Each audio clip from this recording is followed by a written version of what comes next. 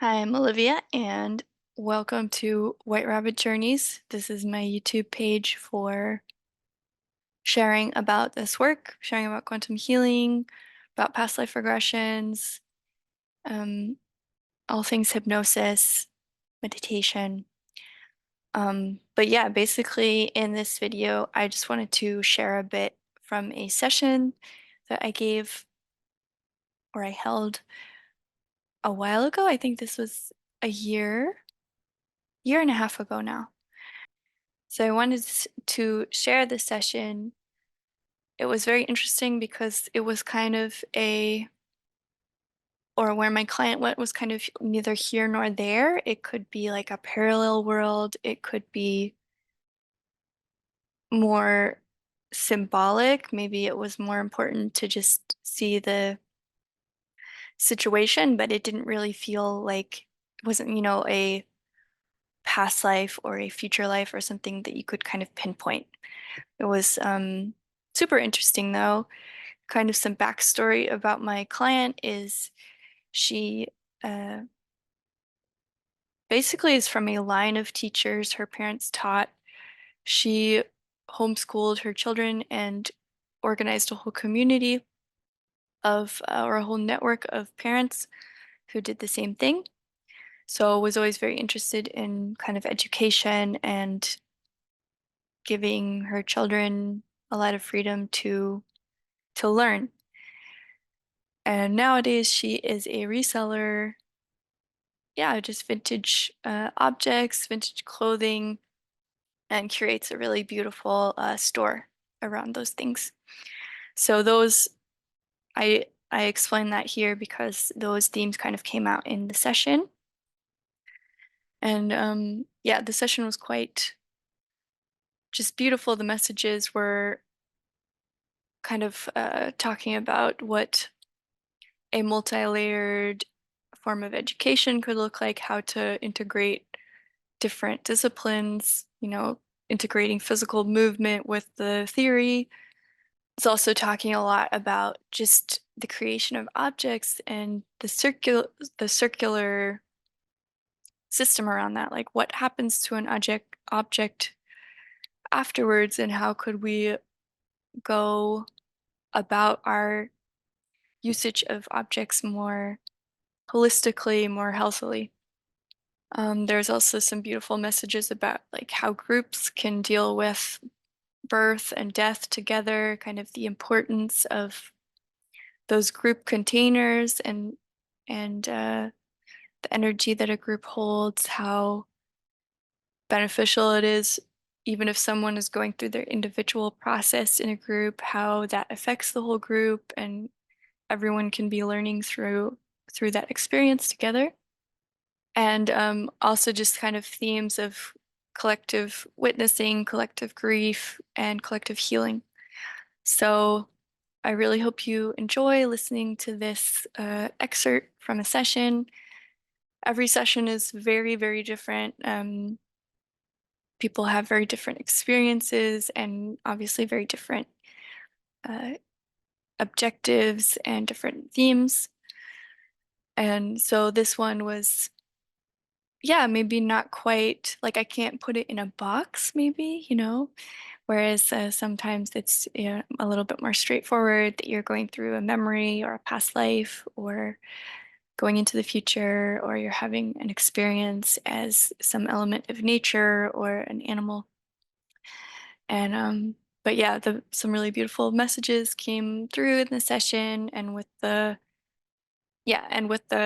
permission of my client, I'm able to share this with you today. So thank you for checking this out. Thank you for listening, and please like and subscribe if you want, or reach out if you want to book a session.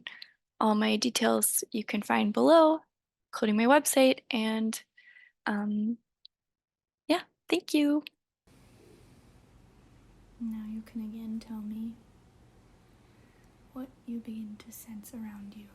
I'm just in a meadow, and or me, or feels like a 12, 13, 14-year-old girl for whatever reason, and I'm in the meadow and I'm just looking at the insects and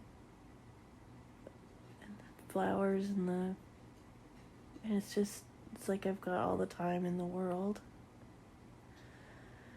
Just watching the bugs and stuff.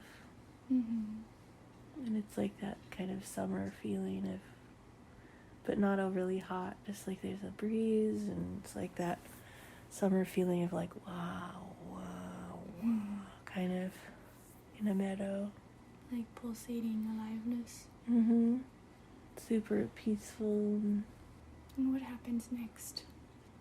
Sort of getting up and walking somewhere into a house, but the house is kind of also built into a cloud. It looks like a Swiss chalet, only it's like floating on a cloud, kind of. Not really above, just a little bit above the earth. I'm like literally wearing a blue gingham dress. Like a dirndl style dress. Do you live in this house? Yeah, I don't see myself going into it. I don't know, it's just, like you can walk off the ground and just kind of float up into it, I guess. I don't know if it's just like a heaven dream or something. I don't know. This doesn't feel real. This feels like, I don't know what it feels like. Well,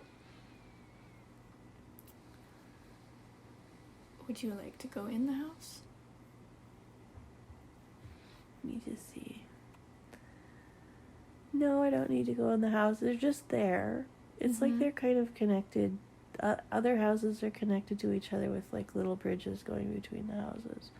But I'm down on the ground and at school. Like, this is my school.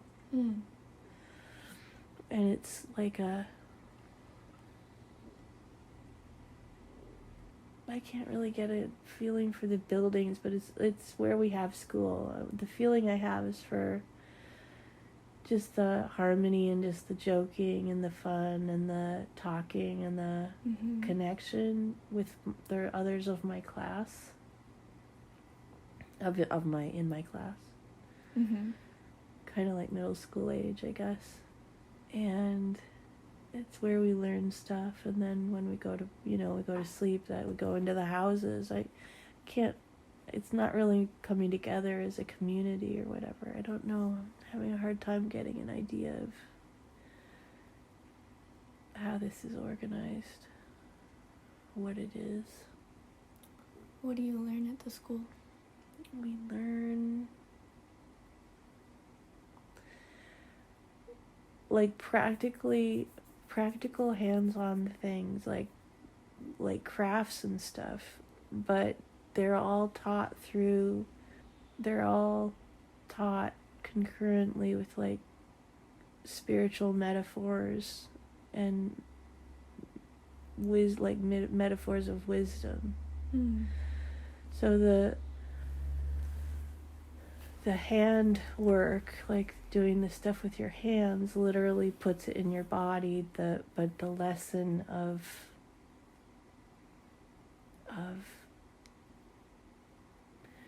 basically having to do with the laws of the universe are taught through teaching these crafts and hand skills. So like we'll learn how to make bows and arrows, and we do bows and arrows, and we do pottery, and we do like all of that. So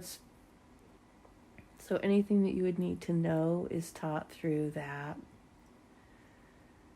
So if you're going to make a pot, then you're going to figure out the math through figuring out how much clay you need and stuff. So it's like that kind of integrated homeschooling thing, only it's literally organized for the good of the community.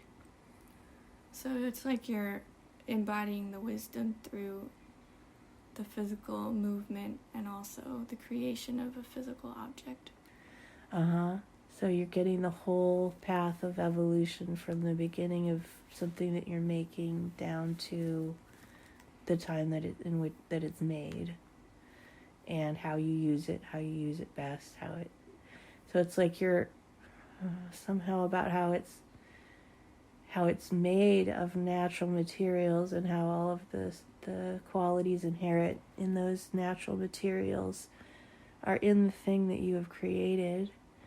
And then, of course, it embodies laws of the, like, natural laws, because of how on every level it was created in alignment. Mm-hmm. And that's our teaching. That's how we learn stuff. We literally don't have like a room where we sit and listen. We're just like doing fun things all day long.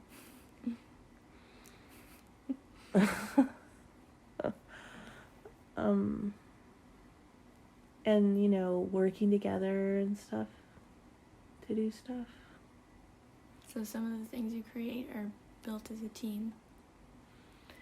Yeah, but also comparing and contrasting our work with others, and like helping improve each other's thing, and helping it become even more a manifestation of its best self, Mm-hmm. given the materials that are available.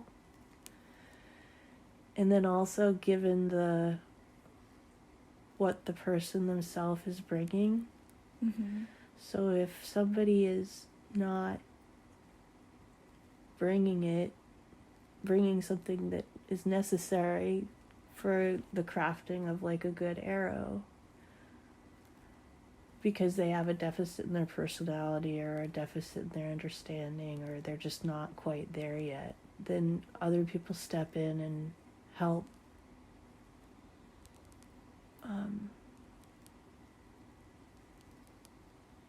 fill that in for them, and or teach them how to do it, or whatever, you know. So it's like, I don't know how to explain it, but not like in a pedantic way, like not, you know, making them wrong and then doing it for them, but like, Mm-hmm. I guess showing them how it was done properly by someone else, and see if they can achieve that, just to make it the best arrow it can be. And that's how you learn. Like, that's learning. That's literally the learning. There's no shame in not getting it.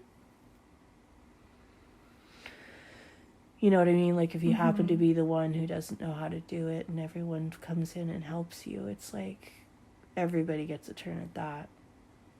Being the one that needs help, or, you know what I mean? Like, That sounds amazing. yeah. Do you get the sense of this being a metaphor, or it being an actual place or reality somewhere? I don't know. I think it could be a spirit place. You know, I don't think that this is like the future. This is on the way to the future. I don't know. It feels like a dream, like I was just about to get a grip on that. This is a section of the dream world, where we kind of can go to work on stuff.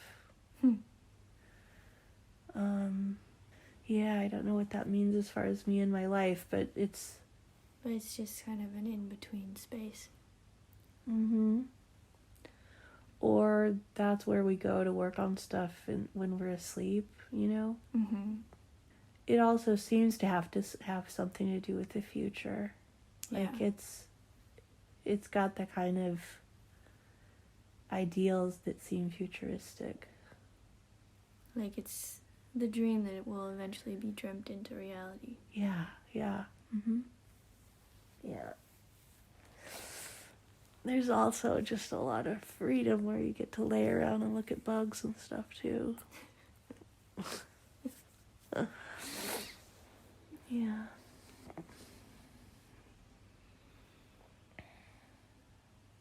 Okay. Do you feel like there's anything else that you're supposed to see in this space? Not really. I mean, I think that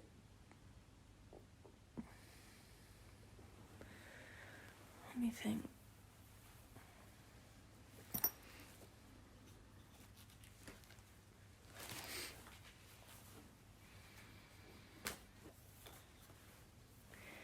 There's so much emphasis on creating, right? There's so much emphasis on making and creating.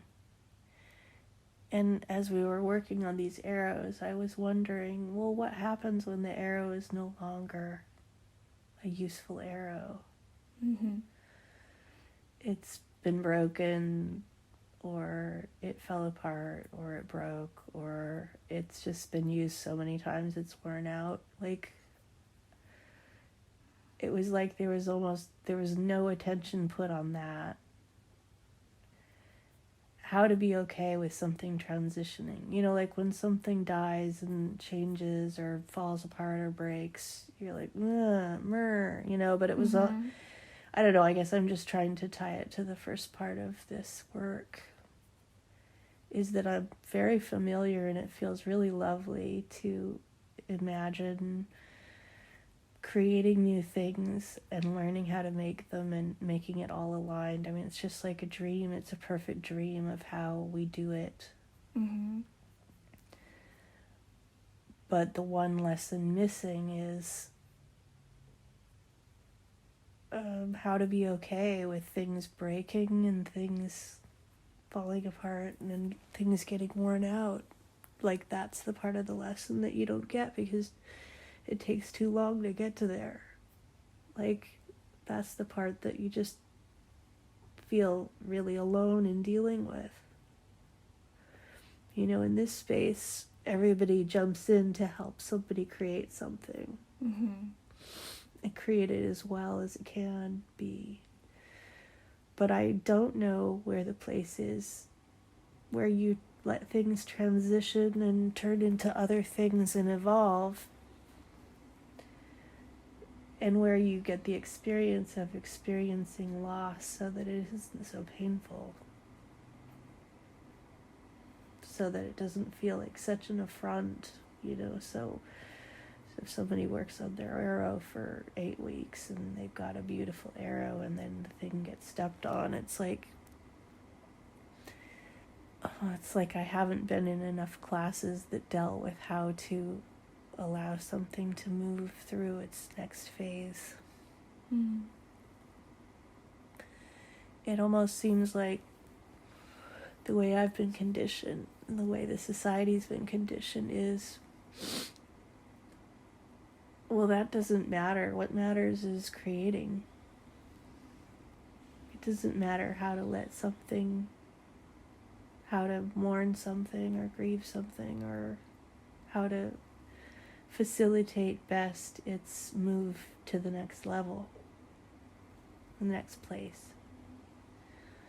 That kind of thing is done absolutely behind doors in this society. Mm-hmm.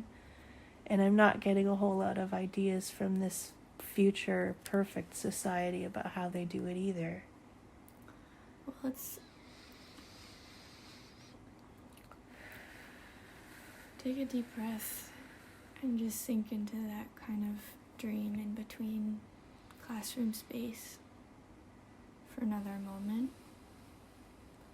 And let's just imagine that someone's arrow does get broken. And so what happens with the people around? How do they react? Well, they go into this, they go to a place, like they go literally to a darker place where an old woman is, and she shows them how it transitions. Like, she runs them through a ritual. Doesn't run them through it, but she leads a ritual showing them how to, like, what will happen to it next. Mm-hmm. We take the point off, we take the pieces, we bless them, and we use them as fuel, or we cut them up into other things, or, you know, bedding for the hamsters, or, you know, like, I don't know. Mm-hmm. And for example, the kid whose arrow got broken and who put all that time and energy into making it, how does it feel to be in their body when they're going through this process with the older woman in the group to let go of the arrow?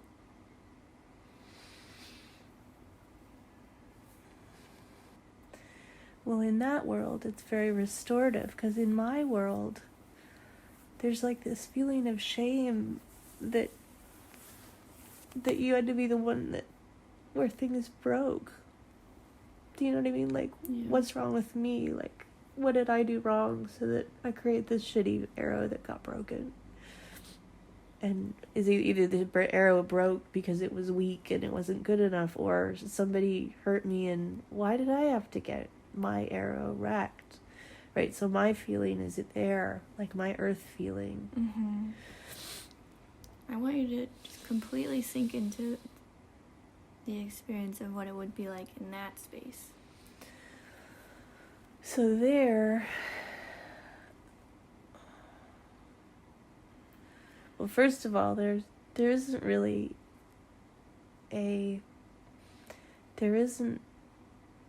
nobody's leaping over that and telling the kid, hey, it's all perfect. Like, part of this whole thing of going to the old woman who deals with death is that everybody is encouraged to comfort the one who feels ashamed and feel what they're feeling. Mm-hmm.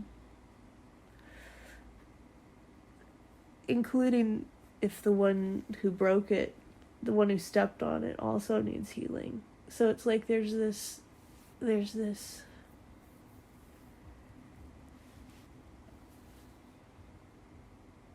much attention put on the emotional reaction to any experience as there is the need to create it or destroy it, okay? Mm-hmm. So there's space held, that becomes part of the ritual. And it engenders this feeling of healing so that kid can go ahead and make another arrow that will survive. And the one who stepped on it can go on and, help that process so that they feel whole and they don't feel like, like they're bad because they stepped on it. Mm-hmm. Right? So everybody gets healed in that situation. And then there's this whole, like, what are we going to do with this broken arrow? Like, we literally have to deal with the fact that it exists. Like, there's no place where you throw the shit. Mm-hmm. Like, everything has to go to its next space. Yeah, so and the whole circle is completed. The whole circle in every experience, every lesson is complete. Which is just overwhelming thinking about actually employing that kind of thoughtfulness into everyday life. But so the part of the restoration and the evolution is the full feeling of what came up when you feel a loss and when you feel violated and when you feel like it didn't turn out the way it was going to turn out. And part of it is having the whole group take part in that, so that the one person doesn't feel alone with it. Yes. And the thing is that, so then it's like everybody participates, and they also participate by clearing anything that might be in them that isn't clear, So one kid's like, well, I remember when I wrecked this thing, So it's like, it's also an opportunity, if you haven't gotten all of that healed, the empathy creates another space for everyone to have that healed. Mm-hmm. Yeah. So you don't have like these rogue elements who run around breaking arrows who just get away with it. Like they have to fully heal the ability that they did that. And Do you know what I mean? It's responsibility without blame or whatever, you know, like. Yeah, like everyone is accountable for their actions, regardless of whether they're positive or negative. Yeah. And then after that whole restorative process of figuring out what to do with the wood and the old point, oh, we can reuse that, or we can't reuse it, or, you know, we can return it to the creek, or, you know, I don't know how they do this. But it's like everybody's worked on the solution. Everyone's worked on that coming to the whole circle. Mm-hmm. So that that's how you create the society where everyone can feel what everyone else is, where they're at. And it sounds like also a sort of creative flexibility and a fluidity around change, you know, to be taking apart that arrow and repurposing it. Yes. So that it's dealing with the broken and the wrecked and the incomplete and everything. Like, dealing with all of that is as important as creating new things, filling the world with new stuff. Mm-hmm. So there's a balance there. It's like there's this enormous backup of unfelt, unprocessed, dishonored, broken, wasted, violated things that don't have any mourning or restoration. And that's where so much grief comes from. I mean, of course I want to reach for the inspiration but the other side of it is what makes the whole experience whole. And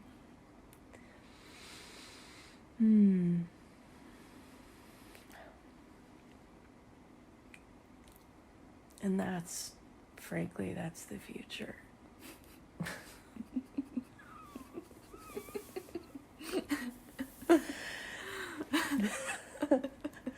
I mean, we've got the other stuff kind of down, not the cooperative stuff and not the empathic stuff, but just the desire to always make new things or to know how to make stuff, create new technology or whatever. But it's just like the future is how to deal with what's left behind.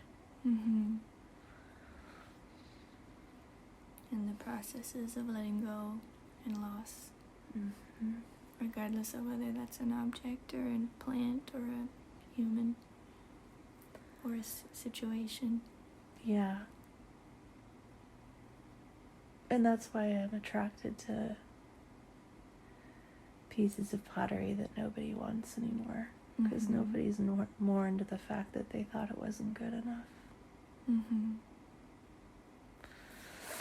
that's why I'm attracted to doing the work with secondhand clothing, because I'm proving it's still valuable and there's still somewhere for it to go. So that's part of why I've been doing what I'm doing. I guess I needed to see that as having a greater intent than just I fell into it because I had to make money. Yeah, that's really significant. Such a huge thing.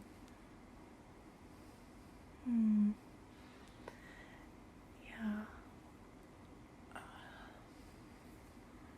Okay. Are we ready to move on?